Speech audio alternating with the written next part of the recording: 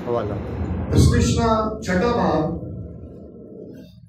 उसकी चौथी आयत से 9वीं आयत तक। सुन इस्राएल, खुदावंद हमारा खुदा एक ही खुदावंद है। तू अपने सारे दिल और अपनी सारी जान और अपनी सारी ताकत से खुदावंद अपने खुदा से मोहब्बत रख, और ये बातें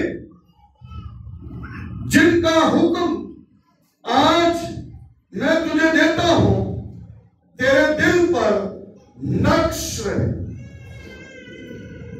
और तू इनको अपनी औलाद के ज़हन नशीन करना, और घर बैठे और राह चलते और लेटते और उठते वक्त इनका जिक्र किया करना, और तू निशान के तौर पर इनको अपने हाथ पर बांधना, और वो तेरी पेशानी पर टीकों की मानिंद हो, और तू उनको अपने घर की चौखटों और अपने फाटकों पर लिखना। खुदा के पाक कलाम का पढ़ा और सुना जाना हम सब के लिए बरकत का बाइस बने। आमीन। Praise God. विश्वास रखें।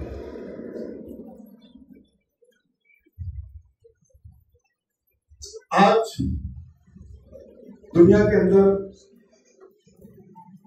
इस दिन को एक बड़ी अहमियत हामिल है, और यह दिन इस लिए अहमियत का हामिल है कि आज फादर्स डे है।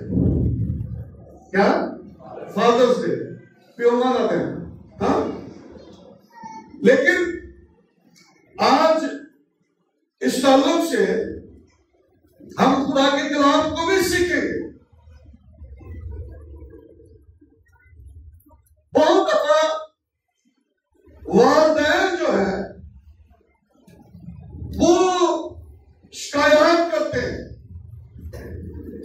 साडे बच्चे एवं ने, साडे बच्चे एवं ने, साडी गल नहीं मानते, ऐ करते ने, वो करते ने, फलाना काम करते ने।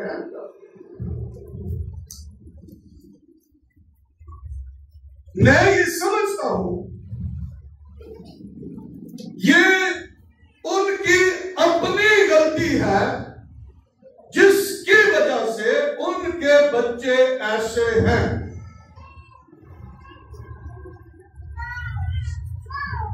हम हक की बात करते हैं, ये मेरा हक है, ये मेरा हक है,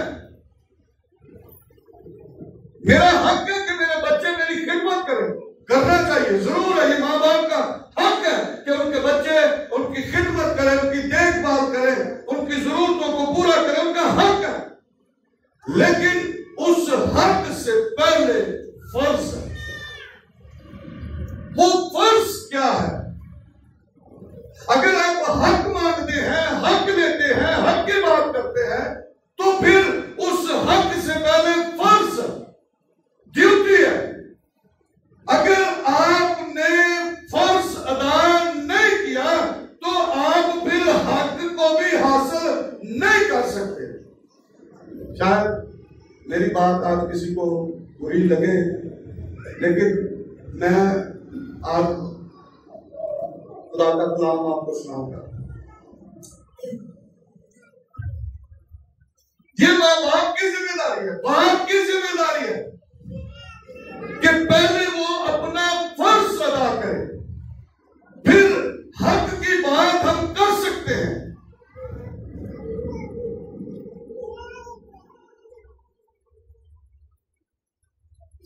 क़ज़ात की किताब के अंदर एक हवाला,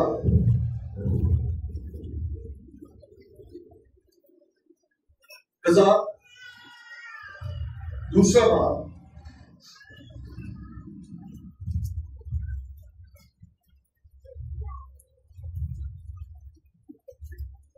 और उसकी 10वीं आयत। क़ज़ात दूसरा बाब और उसकी 10वीं आयत लिखा है, और वो सारी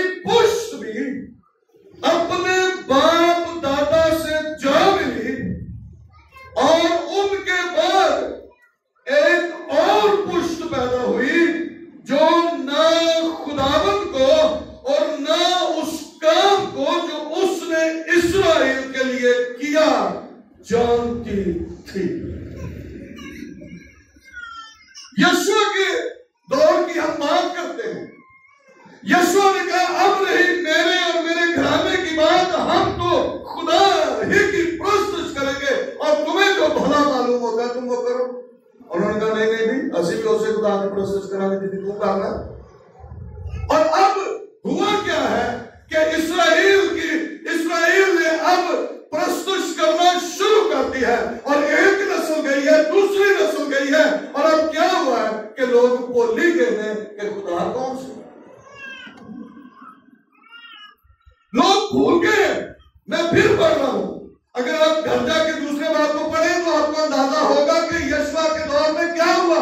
वो किस तरह खुदा की प्रस्तुत करते थे, वो अगली नस्ल ने क्या किया उन्होंने दसिया ही नहीं, उन्होंने किया ही नहीं।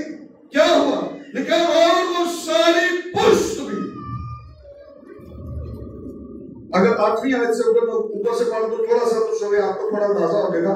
लिखा, और नून का बेटा यशवा खुदावंद का बंदा 110 बरस का होकर रहमत कर गया और उन्होंने उसी की मिरास की हद पर निम्नत हर्ष में इब्राहिम के कोस्तानी मुल्क में जो कोहे हब्स के शुमार की तरफ उसको दफन किया। और क्या हो गया, दफन कर दिया, देखो काम खत्म हो गया। और वो सारी पुष्ट भी अपने बाप दादा से जान ली, और उन्होंने पुष्ट भी जड़ी है सारी मार खा गई। और क्या हुआ, और उनके बाद एक और पुष्ट पैदा हुआ जो ना खुदावंद को और ना उस काम को जो उसने इस्राएल के लिए किया जानती थी। ठीक है, एक पुष्ट गई, दूसरी पुष्ट गई, तो तीसरी पुष्ट आ गई जिनके से पता ही नहीं खुदा ने कहा ये बातें जिनका हुक्म आज मैं तुझे देता हूं तेरे दिल पर नक्श है। पहले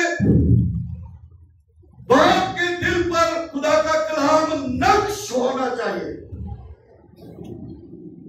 नक्श, इम्प्रेस इंग्लिश में लिखा है, इम्प्रेस, नक्श, छापना, ठप्पा लगाना।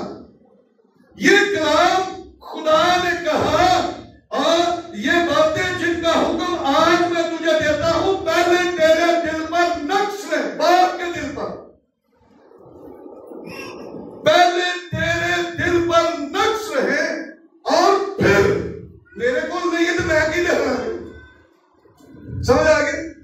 हम कह रहे हैं कि हमारे बच्चे हमारे ताबे रहे, हम कह रहे हैं कि हमारे बच्चे हमारी बात माने, हम कह रहे हैं कि हमारे बच्चे हमारी खिदमत करें, हम कह रहे हैं कि हम अपने बच्चे को कोई इकट्ठे खिलौता नहीं तो इकट्ठे खिलौता रहे, तो फिर क्या करें कि ऐसा हो।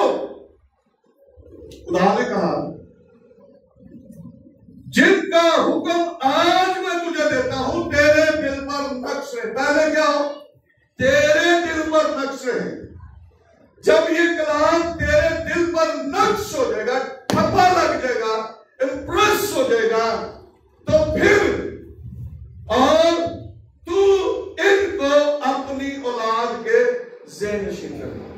जो तेरे दिल लिख के दे, ठप्पा लग जाए, नक्श हो जाए, फिर तू क्या करना, अपनी औलाद के ज़हन-नशीं कर।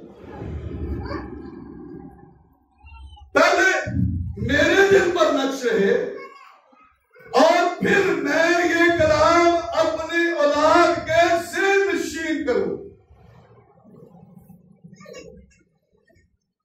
आप अपने बच्चों के लिए मॉडल है, समझ गए ना, नमूना। बाप अपने बच्चों के लिए क्या है, नमूना है। जो कुछ बाप को बच्चे करते हुए देखते हैं, बच्चे वही करते हैं। बाप गाली निकालता है, बच्चे निकालते हैं। बाप सिगरेट पीता है, बच्चे भी सिगरेट पीने की कोशिश करते हैं। और मैंने देखा है कि जो बाप शराब पीते हैं उनके बच्चे भी शराब पीते हैं। क्यों? बच्चे जो है वो बाप को देख रहे हैं, बच्चे बाप को फॉलो कर रहे हैं, बच्चे बाप को उठते बैठते सोते जागते हुए अंदर आते बाहर जाते हुए देख रहे हैं। मैं छोटी सी बात मैंने पिछले हफ्ते में देखी। मैं शायद उसको ऊपर लेकर गया, जैसे मैं सीढ़ियां चढ़ के ऊपर गया तो मैंने ऐसे थूक फेंका तो उसने भी थूक फेंका। मैं ऊपर गया और मैं नहीं थूक सुक्या, उन्हें फेर सुके। बच्चे आपको देख रहे हैं, आप जो कर रहे हैं बच्चे वो करने की कोशिश करते हैं। क्यों? क्योंकि उनका बाप कर रहा है। ये बात आपको समझनी है। यीशु मसीह ने बड़ी जबरदस्त बात कही है।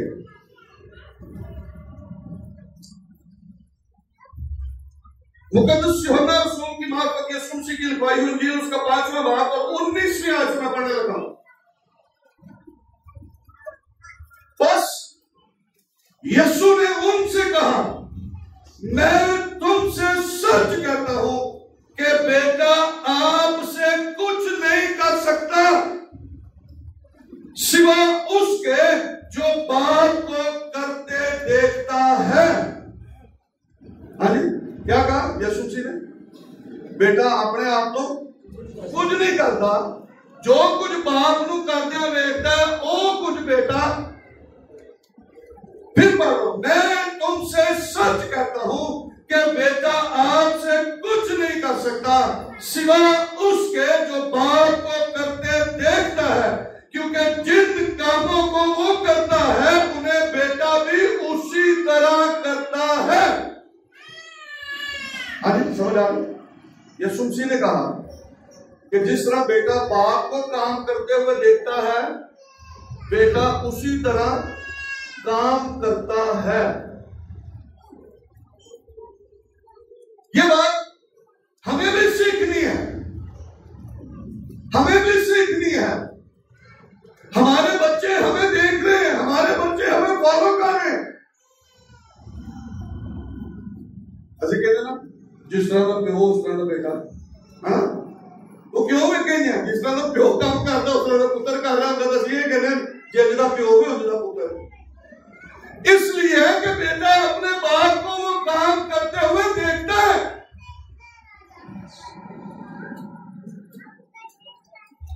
वो वही काम करेगा। अगर बाप को अच्छे काम करते देखता है, बेटा वही काम करता है। अगर बेटा बाप को बुरे काम करते देखता है तो बेटा वही काम करेगा। तो जिम्मेदार कौन हुआ? असि दूसरे के इल्जाम ला दिए, साडा मुंडा बिल्कुल ठीक ठाक सी, तेन खराब ही उन्हें किया। बाप की पहली जिम्मेदारी बाप की है। मैं इस बात को फिर दोहरा रहा हूं, खुदा ने कहा ये जो जिन बातों का आज मैं तुझे हुक्म देता हूं तेरे दिल पर नक्श रहे और तू इनको अपनी औलाद के ज़हन नशीन करना। पहले तेरे दिल से रहे, फिर तू अपने बच्चों को याद कराई, ज़हन नशीन करवाना। और सिर्फ बात यहां पर खत्म नहीं हो जाती, यह सिलसिला जो है लिखा है, और तू घर बैठे, राह चलते, लेटते और उठते वक्त इनका जिक्र किया करना। इन बातों का जिक्र करना कैसे? घर बैठे, राह चलते, लेटते और उठते वक्त इन बातों का जिक्र किया करना। तो ये किसकी जिम्मेदारी है? बाप की जिम्मेदारी है कि वो अपने बच्चों को ये बातें, ये हुक्म, ये कलाम जो खुदा ने उसको दिया है, वो कलाम अपने बच्चों के ज़हन नशीन करे और घर बैठे, राह चलते, लेटते और उठते वक्त इनका जिक्र करे, जिक्र करे।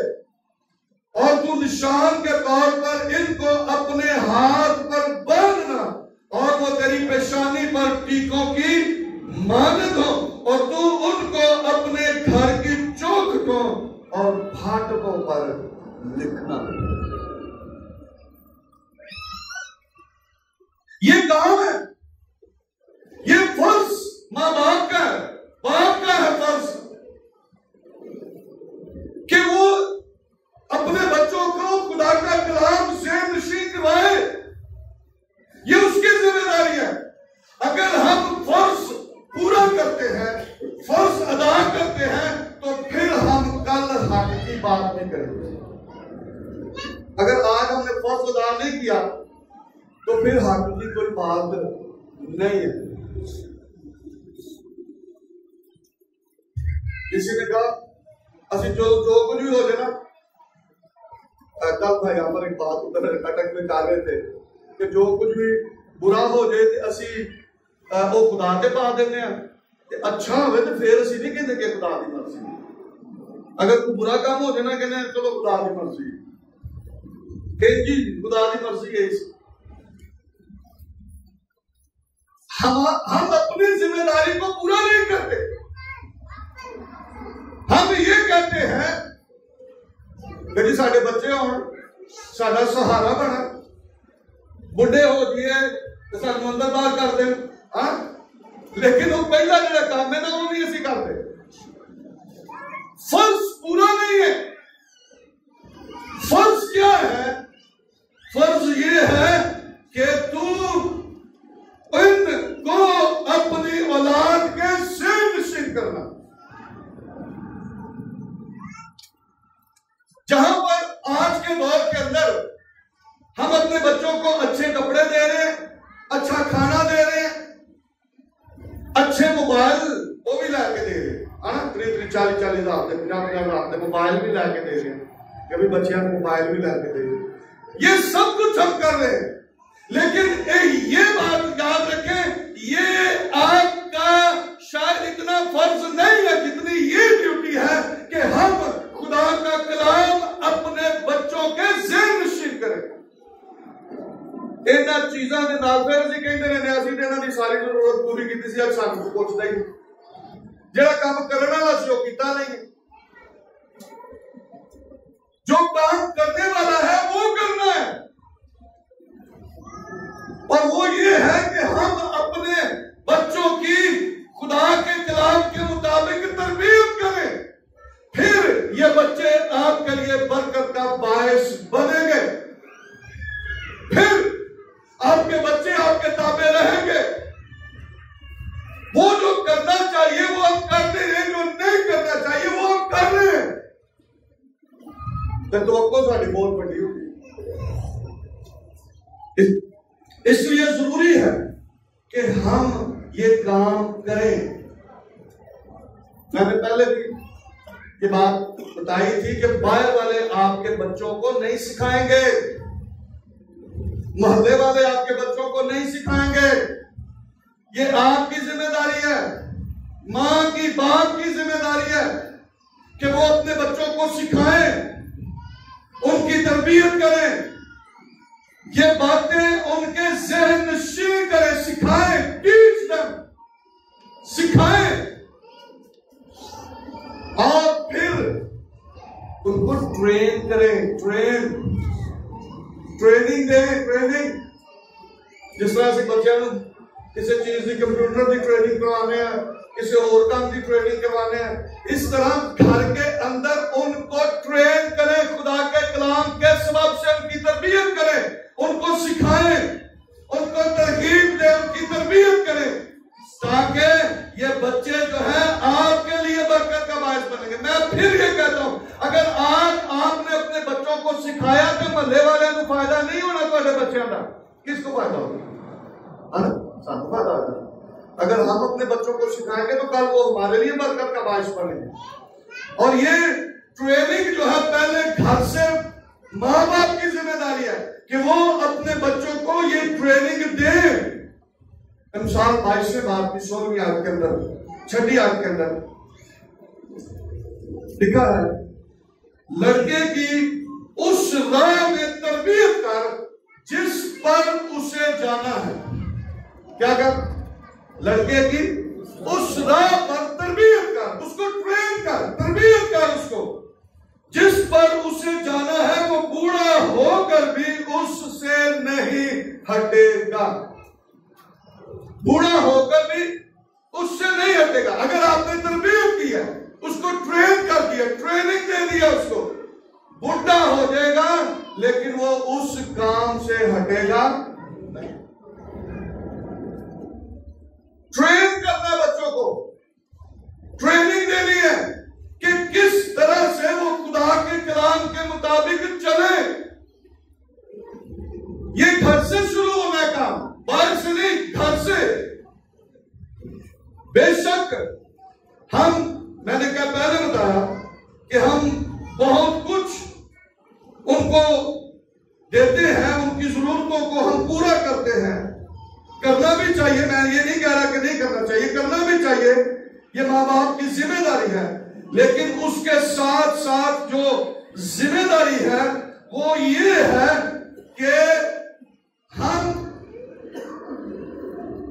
उनकी तरबियत करें, खुदा के कलाम के वसीला से, खुदा के कलाम के सबब से उनको ट्रेन करें, ट्रेनिंग दें उनको। दूसरा ग्रंथियों 12वां बाब,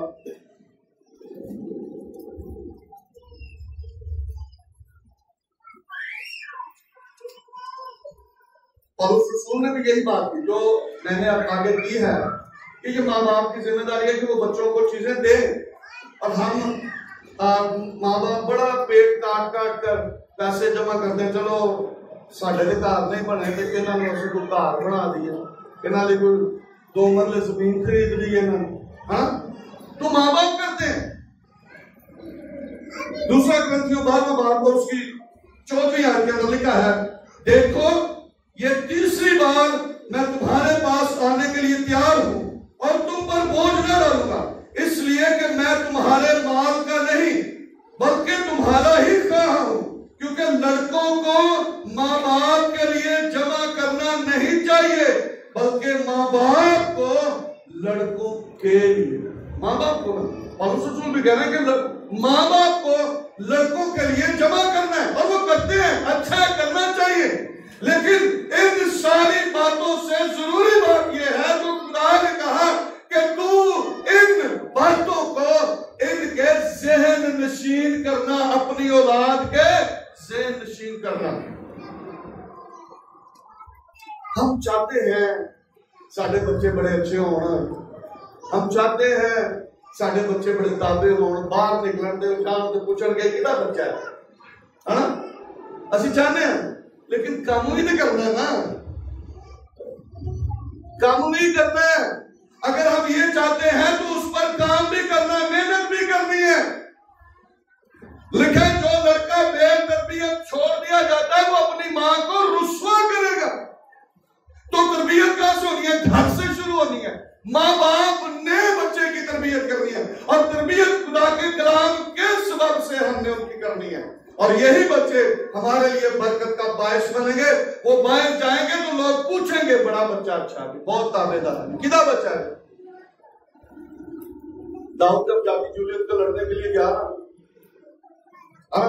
तो बच्चा थी ना, बाहर जो निकलिया तो सारे पूछने लगे कि कितना बच्चा है, सारे पूछ रहे समझे कौन है भाई, ये कितना बच्चा है? उन्होंने कहा यस्सी का है, बताया ना उन्होंने कि यस्सी का बेटा है। अगर आप ये चाहते हैं कि आपके बच्चे ऐसे हो तो फिर आपकी जिम्मेदारी है कि अपने बच्चों को तरबियत दें, उनको ट्रेन करें, ट्रेनिंग दें खुदा के कलाम के वसीला से। फिर वो बूढ़े होने तक भी उससे हटेंगे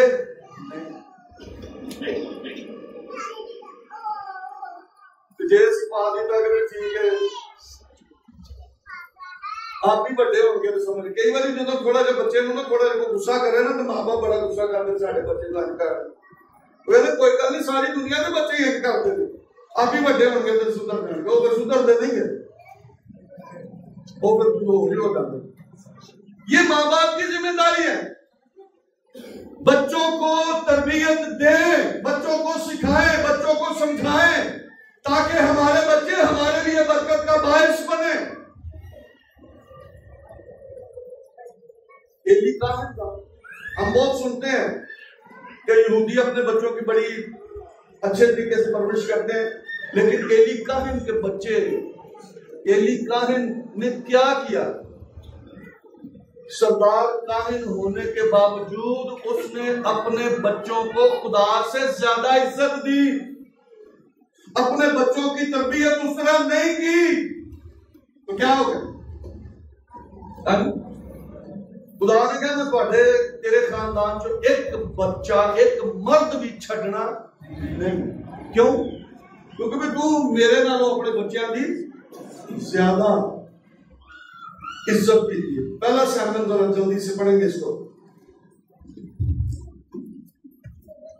पहला सैमुएल दूसरा बाब और उसकी 29वीं आयत। बस तुम क्यों मेरे उस ज़बिये और हदिये को जिनका हुक्म मैंने अपने मस्कन में दिया लात मारते हो, और क्यों तू अपने बेटों की मुझसे ज्यादा इज्जत करता है? क्यों? खुदा कह रहा है कि तुम मेरे से ज्यादा अपने बच्चों की इज्जत करता है। अब क्या हुआ? अब खुदा ने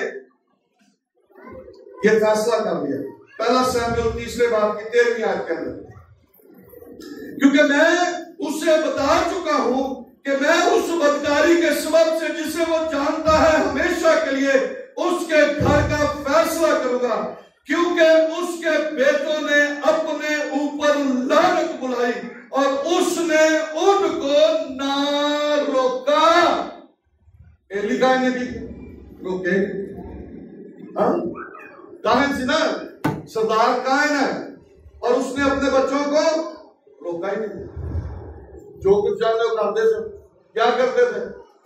जो हैंडल के बाहर खिदमत करती थी औरतें, वो उनके साथ खामोशी करते थे। कोई कुर्बानी चढ़ाने आता था तो वो पहले अपने लिए गोश्त, अच्छा गोश्त निकाल लेते थे, और यहां तक हुआ कि लोग कुर्बानी चढ़ाने से घिन नफरत करने लगे। और खुदा ने कहा कि वो बस नहीं, इन्हें अपने बेटियां की इज्जत मेरे नालों ज्यादा की। और क्या हुआ? उसके दोनों बेटे और वो खुद एक ही दिन में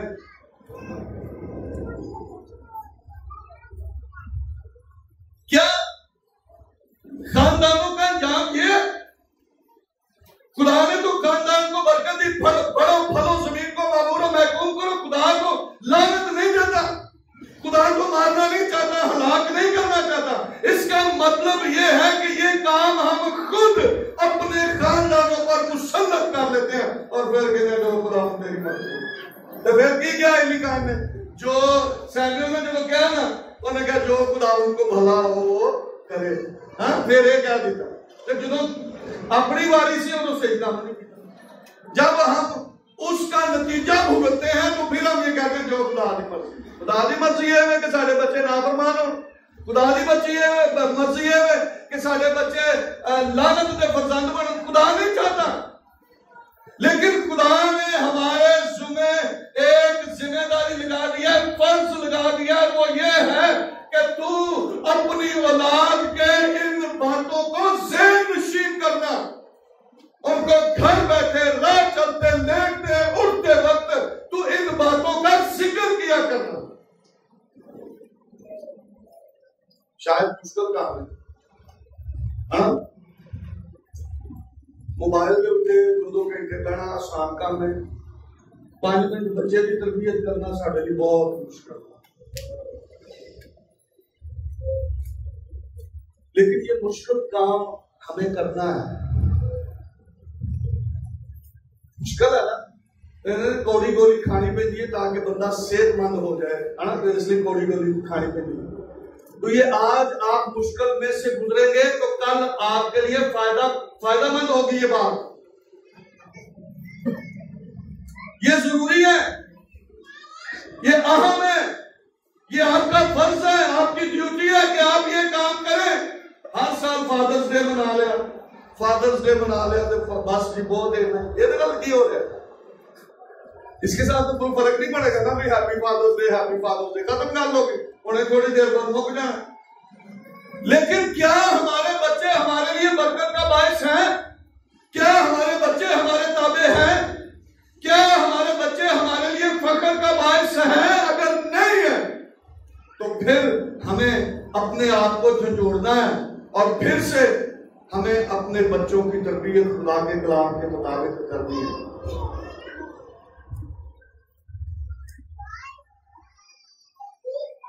इंसान की किताब में लिखा है कि छड़ी भी इस्तेमाल करनी पड़े तो ताकि इससे बच्चा मरेगा नहीं। हाँ, मरेगा नहीं। मैं भी नहीं कह रहा मगर डंडा लगा दो ना तो पीछे चढ़ गए।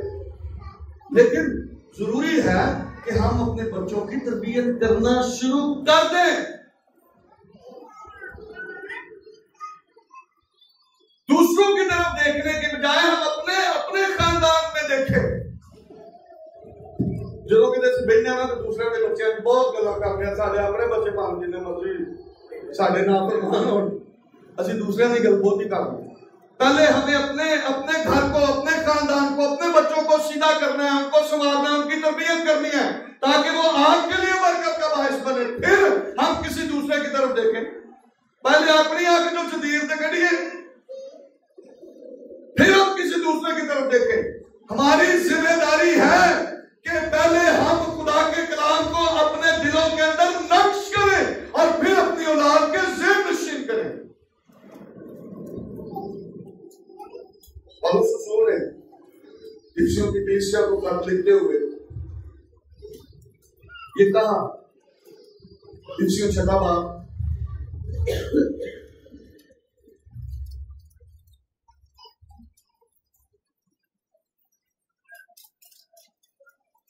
और उसकी 4थी आयत, और ऐ औलाद वालों तुम अपने फर्जंदों को गुस्सा ना दिलाओ। ऐ औलाद वालों तुम अपने फर्जंदों को गुस्सा ना दिलाओ, बल्कि खुदावंद की तरफ से तरबियत और नसीहत दे कर उनकी परवरिश करो। किस तरह? तरबियत दे कर उनकी नसीहत करो। तरबियत और नसीहत जरूरी है। उनकी परवरिश के अंदर तरबियत भी करनी है, नसीहत भी करनी है। बच्चों को बताना है कि ये काम उनके लिए गलत है, ये काम ठीक है, ये उनके लिए फायदेमंद है, ये नुकसान का सबब है। एली काहन ने अपने बच्चों को नहीं बताया कि ये काम नुकसानदेह है, तुसी भी मरोगे तो मैनू भी मारोगे, नहीं बताया। और उसका नुकसान उसको, बच्चों को भी उसके मर गए और खुद भी वो मर गया।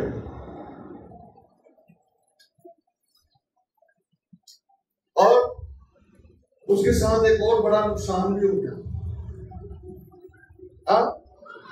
क्या हुआ? जो अहद का संदूक वो भी हो गया है ना, आप भी मर गए, बच्चे भी मर गए, ये अहद का संदूक भी, खुदा दी हजूरी भी उतो खत्म हो। कितना नुकसान! ये आप समझते नहीं है। मैं इसकी तरफ नहीं जा रहा, लेकिन मैं ये बात आपको बता रहा हूं कि हम नुकसान उठाएंगे अपने खानदान का भी। और मैं इसको, उसने कहा, उसकी बहू ने जब बेटे को जन्म दिया तो उसने कहा कि हशमत इस्राएल से। हमारे सबब से खुदा की हुजूरी भी जाती रहेगी। ये माँ बाप की जिम्मेदारी है। जब आप अपने बच्चों को खुदा का कलाम सिखाएंगे, आपके बच्चे आपके ताबे भी रहेंगे और खुदा की हुजूरी आपके खानदानों के अंदर कायम रहेगी, क्योंकि उसका कलाम है। जहां पर उसका कलाम है, उसके कलाम की ताबेदारी की जाती है, वहां पर खुदा की हुजूरी भी मौजूद है। और जहां पर उसके कलाम की नाफरमानी है, वहां पर कुछ नहीं है, वहां पर बरकत भी की हुजूरी भी नहीं है। इसलिए जरूरी है कि हम खुदा के कलाम के मुताबिक अपने बच्चों की तरबियत करें, उनकी नसीहत करें, फिर वो बच्चे हमारे लिए बरकत का बायस बने। कई प्यो वेखे ने कोई एक ही गल कहते मेरी तो गल मानता नहीं, लेकिन थोड़ी नहीं मानता तो कि मानता, बाहर नहीं मननी इन्हें गल है। बड़े बाप आपने भी देखे होंगे, मैं तो रोज ही कहना ना, वो कहते ने फिर साड़ी तो गल मानता नहीं, कि मननी सी भाई। मैं इसको पढ़ूंगा।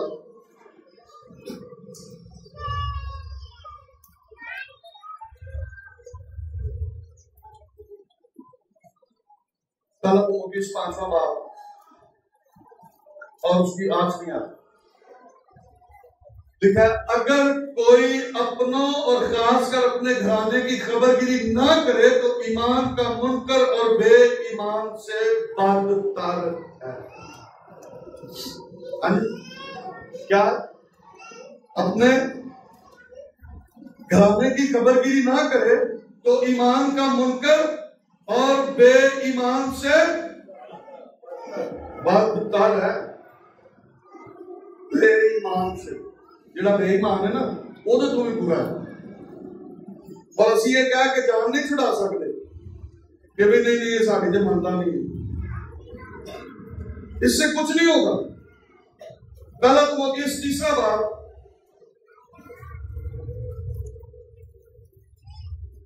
और उसकी 4वीं आयत, अपने घर का बखूबी बंदोबस्त करता हो और अपने बच्चों को कमाल संजीदगी से ताबे रखता हो।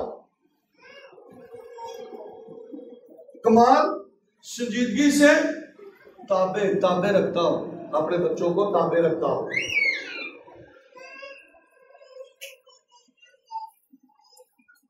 आज नहीं मानता तो कल कितों बननी चाहिए। ये बात जरूरी है, आपके लिए, आपके फायदे की है। आज हम अपनी इस जिम्मेदारी को निभाएं, इस फर्ज को अदा करें, फिर कल हम हक की बात भी कर सकते हैं। और यकीनन याद रखें, अगर हम हक की बात ना भी करें, खुदा हमारा हक हमें देगा, वो देने में कादर है। लेकिन जो काम आपके सुपुर्द किया गया वो तो करेगा। कहते नहीं घोड़े दियां चारे लत्तां बन दो ना, चारे लत्तां बन दो तो फिर कितने घोड़ा नस जाए तो फिर तुम कहो भी ये खुदा की मर्जी है। हाँ, तो जो तुम खुलियां छड़ दीतियां ना तो घोड़ा नस जाए तो तुम कहो भी ये खुदा की मर्जी है। खुदा की मर्जी नहीं है, तुम्हारी गफलत है। ये आपकी जिम्मेदारी थी, आपने निभाई नहीं है, तो फिर हम कहेंगे खुदा की मर्जी है। खुदा की मर्जी नहीं है, हमारी गफलत है, हमने अपना फर्ज अदा नहीं किया। आज इस फादर्स डे पर मैं आपको ये पैगाम देना चाहता हूं। ये बाप होते हुए आपकी जिम्मेदारी है कि आप अपने बच्चों की तरबियत खुदा के कलाम के मुताबिक करें और कल ये बच्चे आपके लिए बरकत का बायस बनेंगे और आप अपने बच्चों के लिए नमूना बने। आपके बच्चे आपको देखें और वो अपने बाप जैसा बनने की कोशिश करें और फिर आप लोग देखेंगे जिस तरह का प्यो है उस तरह का पुत्र है। कहेंगे प्यो भी बड़ा फरमा बरदार से, जब बच्चा बोलने वाला भी ज्यादा फरमा बरदार। दोनों बातों में आप देख लें, जिनके जो बाप बुरे हैं या बुरे काम करते हैं तो उन्होंने कहते हैं प्यो भी इंजदा से पुत्र भी इंजदा। क्यों? क्योंकि वो प्यो भी एक इंजदा बन गया। सो आज ये हमारे हाथ में है, हम इसको ठीक कर सकते हैं। मैं अपने आप को ठीक कर सकता हूं, मैं अपने बच्चों के लिए अच्छा नमूना बन सकता हूं। अगर पौलुस रसूल ने कहा कि अगर तुसी मेरे वर्गे ही बन जाओ तो हमने कुछ किया ना सी तो क्या ना मेरे वर्गे बन जाओ, तो हम अगर कुछ करेंगे हमारे बच्चे कोशिश करेंगे कि हम अपने बाप जैसे बने और बनना चाहिए। उसमें आपकी अपनी जिंदगी भी है। पहले ये कलाम आपके दिल पर नक्श रहे और आप खुदा के कलाम के मुताबिक जब चलेंगे आपके बच्चे आपको देखेंगे और वो आपको देखकर उस तरह के काम करने की कोशिश करेंगे। और फिर आप उनको सिखाएं, उनकी तरबियत करें, उनको सिखाएं, खुदा का कलाम ट्रेन करें, टीच करें उनको, और फिर खुदा उन बच्चों को आपके लिए बरकत का बायस, तारीफ होगी उन बच्चों की, और आपके लिए वो बच्चे फख्र का बायस बने।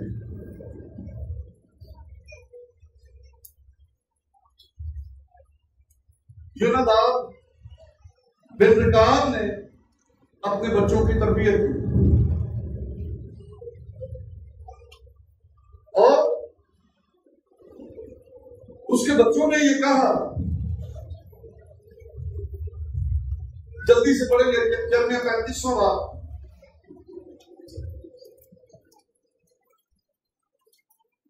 योनादाब बिन रिकाब ने अपने बच्चों को ये कहा था कि ना तो शराब पीनी है, ना मैद पीनी है, और ना पाकिस्तान लगाना है, ना खैमों, ना बीज बोना है। और योनादाब बिन रिकाब के बच्चों ने जो कुछ उनके बाप ने कहा था उन्होंने वैसा ही किया। और मैं इसको जल्दी से पढ़ूंगा, फिर दुआ करेंगे हम।